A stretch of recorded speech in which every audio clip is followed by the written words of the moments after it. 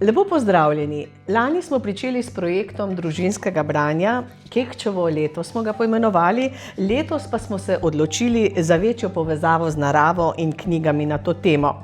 Bralni seznami vas že čakajo v knjižnicah.